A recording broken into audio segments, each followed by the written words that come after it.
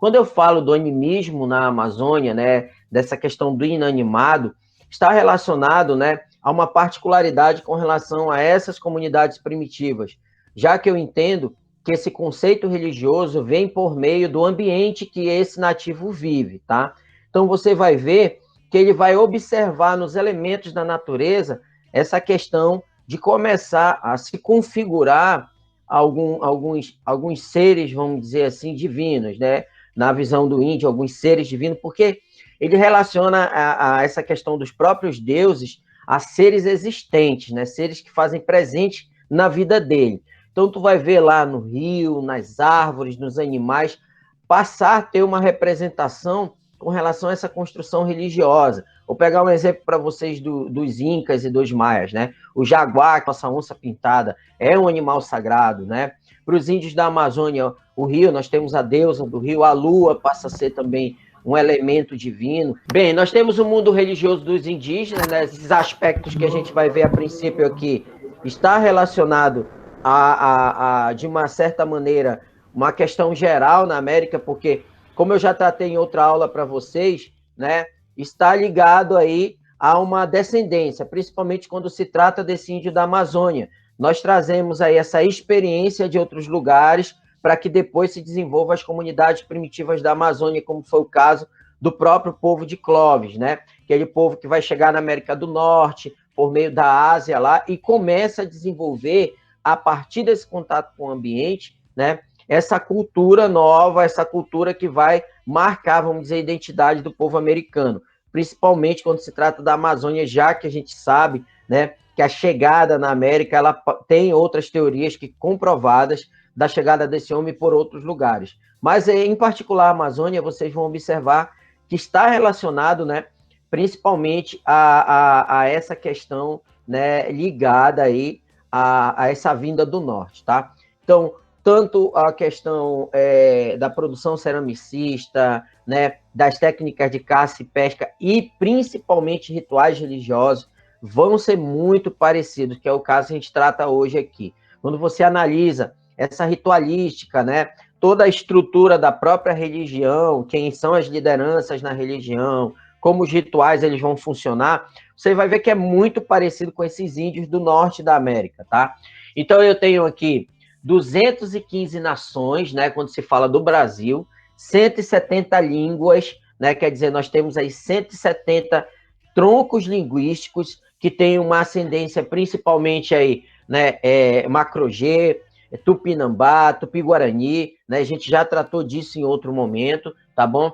Eles habitaram primeiramente as terras da Amazônia, né, seu modo de vida eram caçadores, pescadores, coletores, nômade e seminômade. É justamente nesse momento que a gente acaba encontrando a formação da identidade dessa religião, que pelo fato de o índio ter essa relação muito próxima com o ambiente, vocês vão ver que a partir dessa relação ele começa a desenvolver essa ritualística, né? Essa mentalidade religiosa, levando em conta que esse ambiente para ele é um ambiente sagrado, tá? Então por isso que ele vai ver nesses elementos, por isso que eu chamo de animismo, porque é o que está ligado ao inanimado, ao que está ao meu redor, tá? As estruturas que envolvem o meu redor.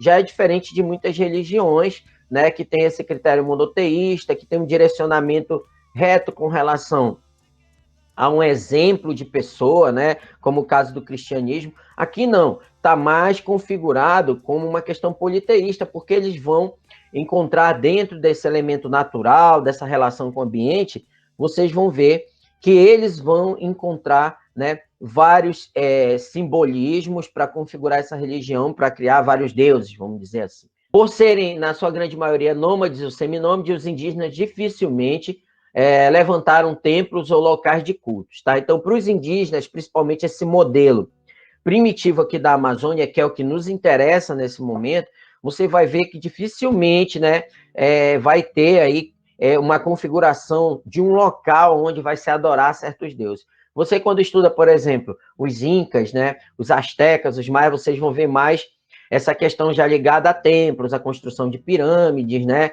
aonde vai começar a ser locais aí de adoração e de estudo das religiões dessas nações. Para os povos indígenas da Amazônia, não, eles ganham uma configuração mais forte, primitiva. Então, eles por muito tempo, né, ganharam esse critério de estarem se locomovendo, né, até mesmo para que a gente entenda o desenvolvimento dessas comunidades na Amazônia. Então, cada vez adentrando mais o território, né, cada vez mais expandindo-se, né, pela beirada dos rios, por conta da água, das plantações, do modelo da floresta tropical, como a gente já viu em outro momento, né? Então, nós temos essa questão de, a princípio, por serem nômades, não terem um lugar específico para adoração. E, mais ainda, esse local de adoração passa a ser o próprio ambiente onde vive, né? Como eu falei para vocês, já que eles vão usar os elementos da natureza para configurar quem são os deuses deles, né?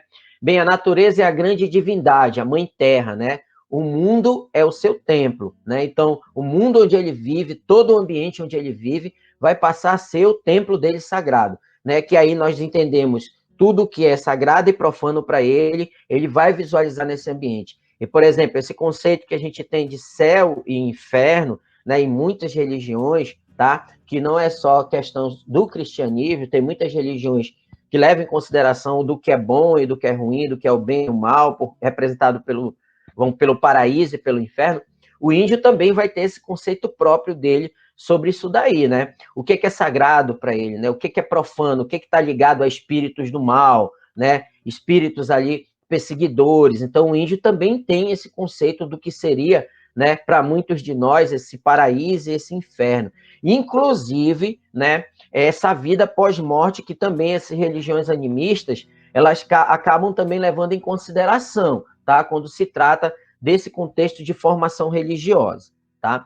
Sem falar, né, que esse conceito se estende às ritualísticas de morte, né? Então, o índio, ele tem um processo ritualístico muito detalhado, né? Então, aí morreu, aí tem a questão da cremação, né? Da adoração de uma semana, né? Desses mortos, tá? Do significado que tem, né? Ele depois chegando no mundo lá, relacionado ao mundo espiritual deles, né? Os utensílios que tem que ir junto com esse morto na hora de ser enterrado naqueles grandes potes, né? Nos hipogeus, tá? Então, eles levam muito em consideração esses rituais de morte, né? Porque eles têm uma visão relacionada, né, a essa questão do mundo espiritual. Ainda mais os primitivos, nossos índios do Amazonas, eles têm muito dentro desse conceito, né? Que esses antepassados, eles saem desse mundo material e eles continuam ali de maneira espiritual, tomando de conta da tribo, tomando de conta dos seus entes queridos. Então, eles têm muito esse conceito dentro desse processo religioso, dentro desse processo espiritual. Está muito relacionada a questão religiosa ao mundo onde esse índio vive, como eu falei para vocês. Então, vocês vão ver as habitações, a própria questão cultural e as artes muito ligadas a essa questão religiosa, tá? Então, eles têm a religião como ponto central para se desenvolver, para desenvolver todas as suas estruturas, né? A sociedade indígena se organiza em aldeias que diferenciam uma das outras pelo formato das suas habitações, em formas seculares, estacas fincadas, cobertas com folhas, palmeiras e taperas de barro cobertas com palhas. A maioria dessas habitações, ela tem esse conceito espiritual e a própria organização social por meio dessa questão espiritual, onde são, né, as taperas, né, ou as malocas dos homens e das mulheres, né, porque aí tem essa questão de os homens serem esse intermédio com o mundo espiritual, ainda mais dos seus antepassados, né, que possivelmente estão ali concentrados dentro dessas grandes malocas e tudo, né? Na questão cultural, as crenças que estão relacionadas, principalmente esse ponto referencial religioso, né? A significância do matrimônio para o índio, a própria morte, como eu falei para vocês, está dentro desse processo espiritual, a maneira de comandar tribos, caciques, eles têm uma representação muito forte dentro da tribo, pelo fato ali de eles herdarem muitas vezes dos seus antepassados, esses que continuam na visão do índio, orientando ele, né, sobre esse processo de comando da tribo, tá bom? O próprio pajé, que entra dentro desse processo também como liderança religiosa, ele é essa ponte entre o mundo espiritual e o mundo terreno, na visão do indígena, né? E as artes que vocês vão ver em grande parte que tem essa ligação religiosa, produção de cestos, de cerâmica, né, de pintura corporal nos rituais religiosos. Então, tem uma significância muito grande tudo, se vocês observarem, tem essa ligação com essa questão religiosa do indígena. O xamã, né, que também é chamado de pajé, né, ele é a figura central, mais conhecido como pajé e ao mesmo tempo sacerdote, curandeiro, conselheiro, vidente, feiticeiro. Seu poder se manifesta em êxtase através de sonhos, alucinações, consumo de bebidas sagradas. Então tem alguns elementos que eles utilizam nesses rituais, principalmente quando se trata nessa visão primitiva, né, sobre essa questão, né, do contato, né, com seus antepassados, com os espíritos da floresta. Então o xamã ou o pajé, assim como ele é chamado, tá, ele tem essa responsabilidade de ser essa liderança dentro desse processo religioso. Como eu falei para vocês, está ligado a essa questão ritualística, principalmente o curandeirismo. Então, a utilização de plantas da floresta, né, para atribuir a cura de alguma doença, e essa atribuição é dada principalmente que eles vão dizer que esse conhecimento da floresta, aquela determinada planta, quem ensinou para o pajé foi o espírito do antepassado, que disse para ele que aquilo ali curava. Então, sempre vai estar relacionado à questão espiritual, tá? Bem, esses rituais, gente, eles vão se utilizar de sacrifícios humanos, né? Quando tem essa questão da fecundidade, que está relacionada à questão das plantações, do crescimento do plantio, da reprodução, da própria reprodução humana, que está ligada ao matrimônio, né? Todas essas questões, eles atribuem a questão ritualística. Então tem aí o que eles chamam de gritos de fecundidade, que são algumas orações que o pajé faz com relação à fecundidade. Essa fecundidade é de uma maneira geral, tá, pessoal? Que está ligado aí à questão das plantações, como eu falei para vocês, uma produção maior de alimentos nessa plantação. Então o pajé vai lá, faz uma oração na plantação de mandioca ou na plantação de milho, o que o índio está plantando ali, né? Quando o casal indígena passa pelo matrimônio, que eles têm os rituais de matrimônio deles, aí o pajé vai lá abençoar o casal, né, para que tenham filhos saudáveis, aquela questão toda. Nós temos os gritos agrícolas e de caça, né, que também está relacionado principalmente ao alcance dessa vitória sobre um processo de caça, né, que o índio ele seja bem sucedido quando sai para caçar, que ele volte com alimento para sua tribo, que está relacionado também, como eu falei ainda há pouco, também, né, que dê tudo certo com relação à plantação, quando se fala das chuvas que se precisa, das cheias e seca do rio, né, que está ligado a esses gritos agrícolas e de caça aí também, né, de iniciação e de passagem, que no caso da maioridade dos índios, se vocês não sabem, os índios, eles alcançam a maioridade a partir dos 12 anos, então a partir dos 12 anos ele passa a ter uma representação maior, de maior responsabilidade dentro da tribo. Tem alguns rituais que são bem marcantes, como o ritual da tucandeira, que bota aquela luva na mão, né? Então, tem essa questão que é ligado, principalmente, essa questão espiritual, tá? Os gritos, né? Que está relacionado, que eles chamam grito do fumo, né? Que é justamente essas bebidas, esses fumos aí que o pajé utiliza, né? O cachimbo lá que ele utiliza para ele chegar a êxtase. Muitos, né, desses fumos estão relacionados a algumas ervas da própria floresta, que leva ele a uma situação, né, de desligamento, assim como se diz aí, alguns antropólogos, né, desse corpo, né, para um mundo metafísico, para um mundo relacionado a uma questão espiritual, né, como se ele saísse de si. Algumas bebidas feitas até da própria mandioca, né, da folha da mandioca, que também leva esse índio a uma situação de êxtase, né, de saída, vamos dizer assim, do seu comum. Isso daí está dentro de uma questão ritualística religiosa, tá, gente? Isso é só para a gente entender, tá certo? Para a gente entender como é que funciona. As danças, elas são uma das principais representações desse processo religioso. Então, tu vai ver que todo ritual religioso, todo procedimento religioso que tem dentro da tribo, ou se for para alcançar um sucesso na caça, na plantação, no casamento, né? Tudo que se envolve com relação a essa questão ritualística, vocês vão ver que vocês vão estar envolvidos. Então, tem uma dança para algum momento específico ritualístico, tá? Sempre vai ter alguma dança. Então, a grande maioria das danças que vocês vão ver com relação aos povos indígenas, eles têm essa ligação, essas danças, a essa questão, né, religiosa, a essa questão do sobrenatural. Então, a maioria, quando eu digo a maioria, porque tem algumas que estão mais ligadas a uma questão particularizada, né, lá no casamento, quando está se festejando, alguma situação.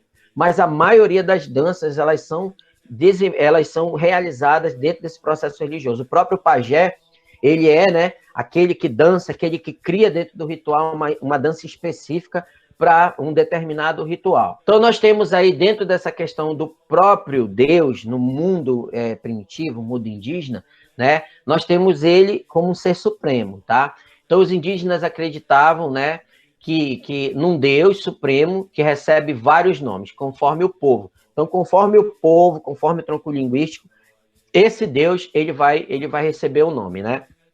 Às vezes identificado como Deus Sol, né? Ou como a Lua, né? Os povos cultivavam muito essa questão da agricultura, então estava muito ligado às fases da Lua, né? O próprio Sol como um elemento forte para as plantações, né? Porque ajuda bastante nas plantações. Por isso que muitas vezes, em muitas comunidades indígenas, esse Deus vai estar ligado ao Sol ou à Lua, né? Em muitas tribos, o ser supremo Deus é caracterizado como um ser natural, bondoso, que gosta de todos e que está em paz com todos os povos, tá? Então, em grande parte, ele não é um Deus que visualiza essa questão, né, de se castigar, né? Que está ali sempre observando o pecado e está relacionando ele ao castigo. Para eles, né, quem castiga, né, são esses espíritos do mal, esses espíritos que estão ligados a uma coisa ruim. Quando se fala em Deus para ele, esse Deus ele é um bom supremo, tá? Ele gosta de todos, ele não castiga. Então há uma diferença, né, com relação a muitas religiões, esse conceito deles aí. Esse Deus supremo, né, ele está ligado, né, como eu falei para vocês, a um grande pai, né, a um Deus onisciente. Por que ele é onisciente? Porque nós não vemos esse Deus, né? Na visão deles, como o nosso Deus, nós não vemos, tá? Mas é um Deus que ninguém convence eles do que ele não acredita. Então, não precisa eles terem visto esse Deus, sentido esse Deus, já pego lá na mão de Deus, não. Eles não fizeram nada disso. Então, é mais ou menos parecido com o nosso conceito com relação às nossas crenças. Ninguém convence a gente de que nosso Deus não existe, né? A gente nunca viu ele, nunca pegou na mão dele, né? Mas ele é onisciente, né? Mas ele é presente na nossa vida, tá? E está ligado a um ser superior, né? Ou ele é um Deus ligado a esses elementos, ou é a deusa mãe, que é a deusa terra, a qual eles colocam ali, vamos dizer, algumas tribos indígenas, uma divinização muito grande, porque só de eles observarem tudo que é promovido para eles com relação ao ambiente, frutos, né, a caça, a pesca, todo esse ambiente, a própria terra para plantar, eles atribuem, né, a criação de tudo isso como a própria terra, né, ao lugar onde eles vivem. Então, às vezes, eles vão colocar a mãe terra como essa deusa, vamos dizer assim. Nós temos aí, com a chegada do europeu, o processo de sincretismo e depois o estabelecimento e conversão de algumas comunidades, tá? Então, algumas vão manter esse processo sincrético que está ligado, gente, a uma mistura, né, de religiões. Aí o primitivo, né, misturando com a chegada do cristianismo, o cristianismo nas suas religiões, e com o tempo eles vão passar a abandonar em definitivo os seus costumes, né, e vão passar a ser convertidos ao cristianismo, principalmente com a chegada do europeu, tá? O que a gente observa ainda, quando se fala da Amazônia, nessa questão da sincrética, dessa mistura, o caboclo da Amazônia, ele é uma representação disso muitas vezes. Tem muito caboclo na Amazônia que ele, né, é católico, ele tem essa ligação com o cristianismo, mas ele ainda mantém algumas características de algumas ritualísticas indígenas, como a questão da utilização de algumas plantas para se fazer um remédio, se ligando agora a essa questão religiosa cristã, né? Então, tu vai ver que um método ou outro que era utilizado pelos indígenas ainda continua vivo, principalmente na vida desse caboclo, mesmo ele estando convertido ao cristianismo, tá? A questão é do respeito que se tem ao mundo espiritual, então o caboclo tem muito dentro dessa questão da própria formação de sua identidade, ainda isso muito vivo, né? Muito ligado à vida dele, tá? Então, o sincretismo, ele se apresenta dessa maneira, esse processo inicial de mistura de religiões. Por isso que nós chamamos de sincrético, né? É aquilo que se mistura, tá? E depois a gente vai ver que uma religião que tem, vamos dizer assim, uma preponderância maior com relação à dominância, como é o caso do europeu, né? Ela vai começando a se vigorar e vai passando a fazer parte definitiva da vida desses primitivos, que vai ser o principal, vamos dizer assim, objetivo do europeu, é a conversão religiosa desses primitivos indígenas, tá? Então, nós temos aí, a partir do ano 1500, a descoberta do território brasileiro, né? E esse processo de imposição à questão religiosa, e principalmente o cristianismo, como eu falei para vocês. E essa imposição de cultura europeia, né, as populações indígenas e também africanas, que os negros vão passar por isso, faz com que essas comunidades comecem a passar por um processo de desaculturação, né? Um processo aí de retirada, vamos dizer, dessa identidade religiosa de suas vidas e inserir uma nova religião na vida desse homem primitivo. O caboclo, ele passa a ser, né, essa identidade final do que seria essa questão do índio, do próprio índio, tá certo? Então, dessa mistura religiosa ali, da influência europeia com a influência primitiva, e ele passa a ser essa representação quando se fala de Amazônia, e passa a ser um segmento da nossa formação cultural, gente. Por isso que nós estamos estudando hoje, no laboratório, esse contexto aí que está relacionado à religião do homem primitivo.